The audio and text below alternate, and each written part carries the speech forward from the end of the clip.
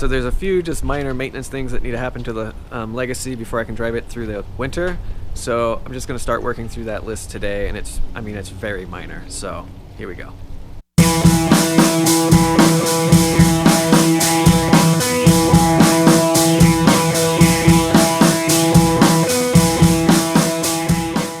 Alright, easiest thing right off the bat, windshield wipers. The ones on there right now are completely perished, so new windshield wipers.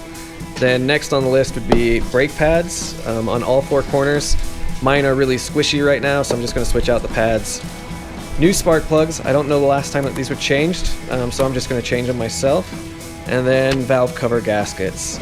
Mine are leaking pretty bad, so it's smoking really bad, so we'll get the valve covers in there. And then we'll just do an oil change, coolant flush, make sure all the fluids are up to date. I may have left out a crucial bit of equipment for all of this install.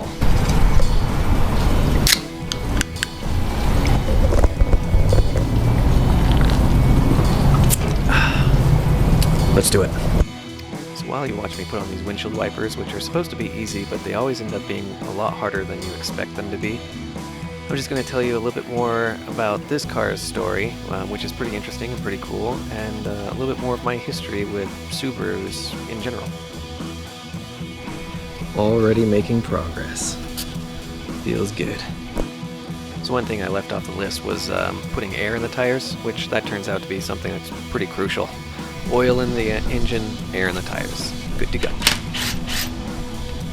So let's talk about the history of this car for a little bit.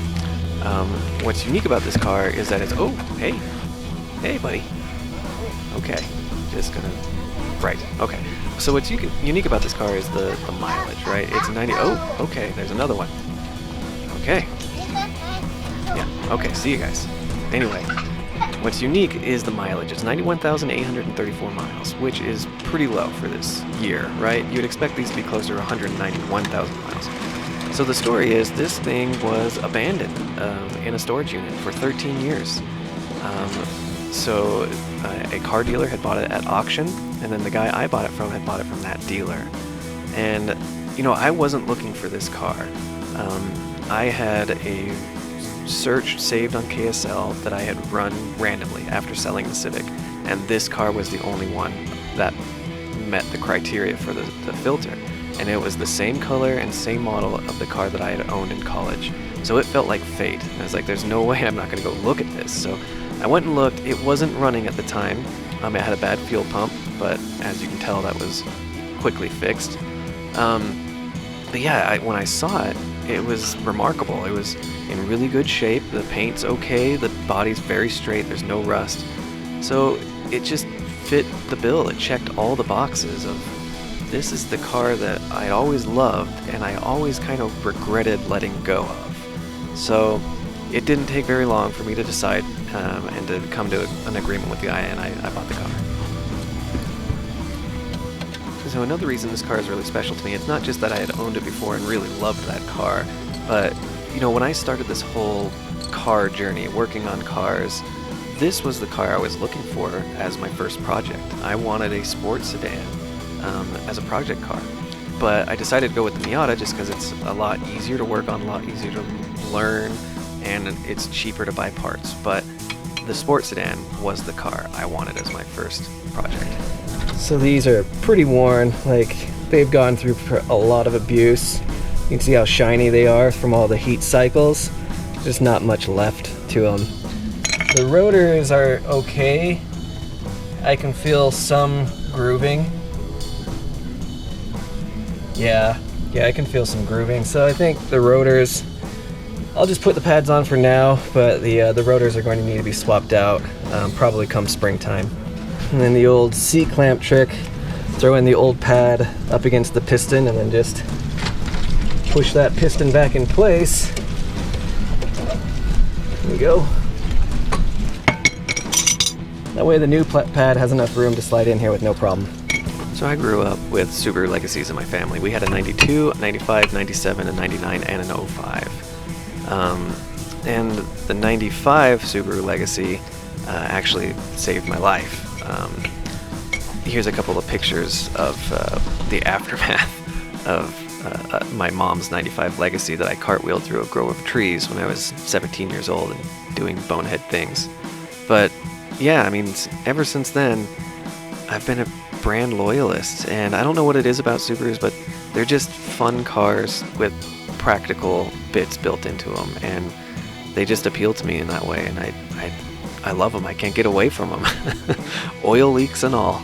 So high-level plans for this car in the immediate future: new transmission, manual transmission, new interior, maybe a top mount intercooler, coilovers or lowering springs, definitely new tires, and then track days and canyon runs.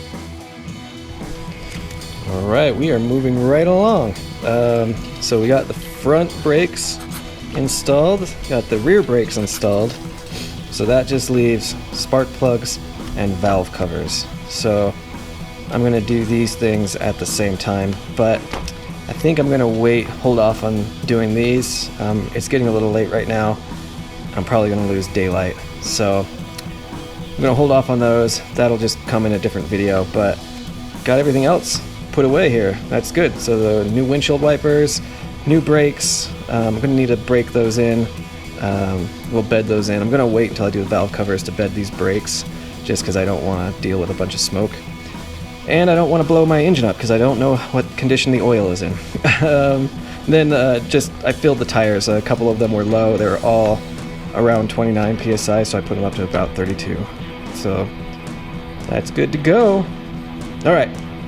So that wraps it up. Did a bunch of little tiny maintenance things today, just windshield wipers, brakes, filling the tires. And then I just did a general maintenance check as well, just looked under the car. And yeah, there's a significant valve cover leak on both sides.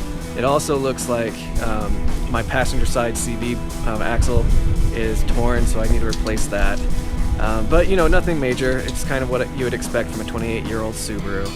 But yeah, I hope you enjoyed watching me kind of muddle through all this, and I also hope you enjoyed just listening to my story with Subaru and, you know, this car in particular. I'm looking forward to a lot of new stories with this car because I'm still super stoked, and I can't believe that I have another one of these cars.